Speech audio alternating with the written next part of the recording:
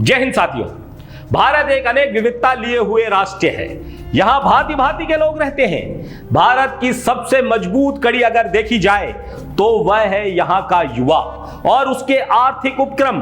अक्सर कहा भी जाता है भारत एक युवा राष्ट्र है और इस देश की रीढ़ की हड्डी ही नव युवक है। देश में शासन करने वाली जितनी भी सरकारें हैं उन सभी के पीछे युवाओं का बहुत बड़ा योगदान रहा है।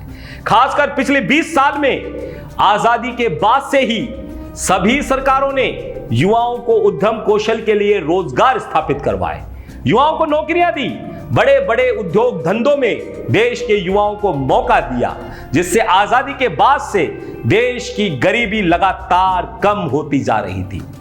देश की गरीबी को कम करने के लिए सिर्फ वहां के युवाओं को रोजगार के अवसर उपलब्ध करा दिए जाएं, उससे देश की गरीबी खत्म सी हो जाती है।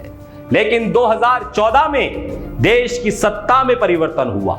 देश की सत्ता पे ऐसे लोग काबिज हो गए जिनको सिर्फ अपना निजी हित ही दिखता है। इसके अलावा ना तो उन्हें कुछ दिखाई देता है ना उन्हें कुछ सुनाई देता है। उनका नाम लेना भी मैं उचित नहीं समझता। देश की सत्ता पर काबिज होने के लिए उस देश के युवाओं का साथ होना अति आवश्यक है और मोदी जी ने यही सब किया। प्रधानमंत्री बनने से पहले मोदी जी ने देश के युवाओं को अपनी बातों में, अपने वादों में, अपने जुमलों में, कस्मों में फंसाकर देश के युवाओं के साथ छल किया और छल कर कर वह उनकी सहानुभूति से देश की सत्ता प्राप्त कर ले गए। मोदी जी जब प्रधानमंत्री बने थे तब उन्होंने हर साल 2 करोड़ नौकरियां देने का वादा किया था, 2 करोड़ लोगों को रोजगार देने का वादा किया था और युवाओं से यह वादा उन्होंने अपने चुनावी भाषणों के दौरान किया। उनके वादे के मुताबिक मोदी जी को अपने 8 साल के कार्यकाल के दौरान 16 करोड़ नौकरियां दे देनी चाहिए थी, परंतु मोदी जी ने नौजवानों को दिया क्या? 2020 में बिहार चुनाव हो रहा था और एक राज्य के मुख्यमंत्री का उम्मीदवार 10 लाख नौकरियां देने का वादा कर रहा था।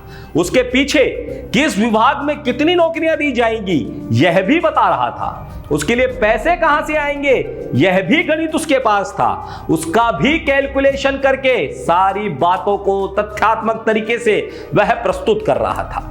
जब एक राज्य 10 लाख नौकरियां दे सकता है तो फिर प्रधानमंत्री जी अभी जो 10 लाख नौकरियों की बात ही कर रहे हैं, क्या यह मोदी जी ने 2024 के चुनाव को देखते हुए युवाओं के वोटों को साधने के लिए इन नौकरियों या इन जुमलों का वादा किया है युवाओं से, या युवाओं के सामने सिर्फ यह छलावा पेश किया है? उनको कोई पूछने वाला तो होना चाहिए।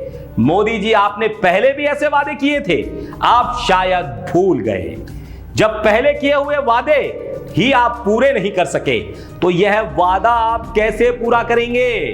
कोई नहीं जानता यह नौकरियां कहां हैं, कैसे हैं, किन्हें और कब मिलेगी।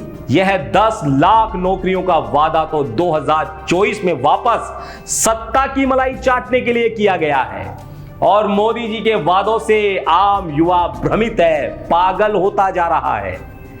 बीजेपी के ही एक सांसद वरुण गांधी ने केंद्र सरकार को सवाल पूछते हुए कहा कि बेरोजगारी कई दशकों में रिकॉर्ड तोड़ स्तर पर पहुंच गई है।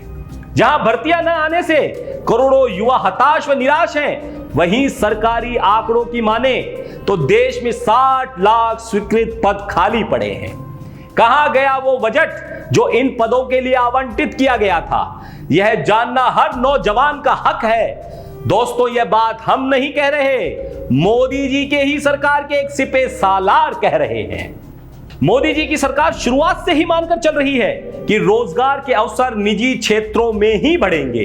इसलिए उन्होंने अपने मित्रों के सहयोग से भारत में निजीकरण को बढ़ावा दिया। निजीकरण के तहत देश की ज्यादातर सरकारी संपत्तियां मोदी जी ने अपने इष्ट मित्रों को दे दी, जिससे उनके मित्र तो आज अमीर से और ज्यादा अमीर हो गए और गरीब और ज्यादा गरीब होता जा रहा है। साल 2016-17 में देश की 5.1 करोड़ आबादी मैन्युफैक्चरिंग क्षेत्र में काम कर रही थी। नोटबंदी के बाद एक साल के भीतर इनकी संख्या घटकर 3.94 करोड़ हो गई, जिसे मास्टर स्ट्रोक कहा गया। उसने 1 करोड़ से भी ज्यादा लोगों को बेरोजगार कर दिया। यह एक ऐसा झटका था जिसकी भरपाई अगले 3 साल में भी नहीं हो सकी। राष्ट्रीय सांख्यिकी आयोग ने 2017-18 में एक रिपोर्ट पेश करते हुए कहा था कि देश में पिछले 45 सालों के मुकाबले आज बेरोजगारी रिकॉर्ड स्तर पर है। 2020 में जब महामारी ने दस्तक दी तो सिर्फ 4 करोड़ लोग ही मैन्युफैक्चरिंग सेक्टर में काम कर रहे थे।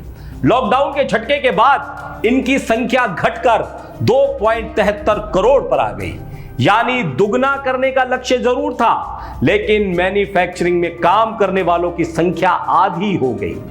सरकार भले ही राष्ट्रीय सांख्यिकी आयोग की रिपोर्ट की सत्यता पर संदेह व्यक्त कर रही हो, लेकिन आयोग के 2 सदस्यों ने यह कहते हुए अपना इस्तीफा दे दिया कि सरकार आंकड़े जारी नहीं करना चाहती।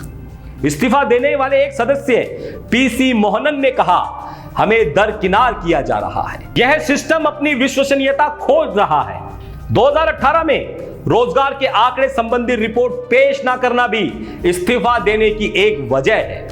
नरेंद्र मोदी सत्ता में आने के बाद युवाओं को नौकरियों के साथ साथ निजी क्षेत्र को भी बढ़ावा देने के लिए, सरकार की नीतियों का प्रचार प्रसार करने के लिए बेहिसाब पैसा बहा रहे हैं।